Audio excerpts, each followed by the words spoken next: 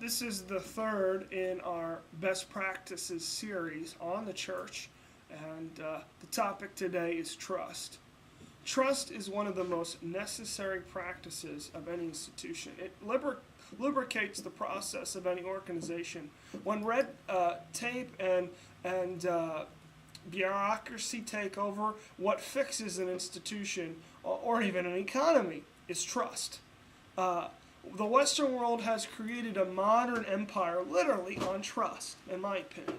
And it's essential that the building block of social capital is that of trust. Without it, endless paperwork, continual increasing intrusive management styles, and all the fun stuff that comes with it will be formed. That's just reality.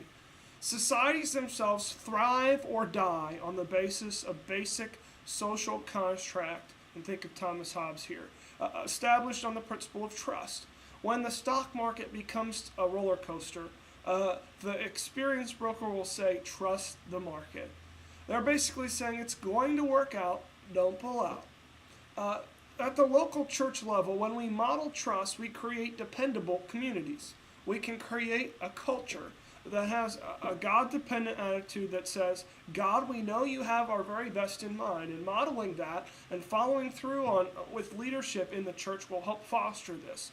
Trust decentralizes the roles and allows a greater number of people to minister. If someone knows that you trust them, then they're going to follow through, and you know you can count on them.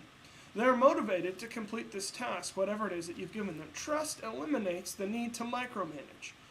You need to follow up? Sure, of course you need to do that. But there's little need to have sort of a triple check system, because trust allows more people to produce something.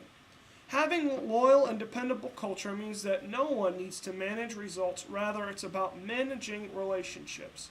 When trustworthy relationships become a reality, the results will be dependent and be dependable. How do you begin to cultivate a trust in a church team? You begin by creating an environment where people know that people you have invested and that you have their interest in mind. Modeling openness and consistency will go far in producing the same reaction in your team. Your predictability is an accurate gauge of your future behavior. Don't rush the process. Teams that cry together, pray together, play together, they stay together. Time creates that cohesion, and you can't rush that. It's not an instantaneous fix here. When there's a lack of trust, teams typically mask their weakness and they hide from constructive feedback for fear of reprisal. Too often in these cases, we have someone bringing into a third party, and it's that type of triangulation that does not belong in a church. Following the principles Jesus laid out in Matthew 18 solves so many problems.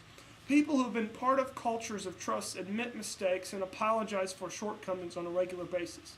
They are also fantastic at setting the atmosphere of a positive attitude. This is the importance of trust. I hope you'll join us in our fourth segment on best practices in the church.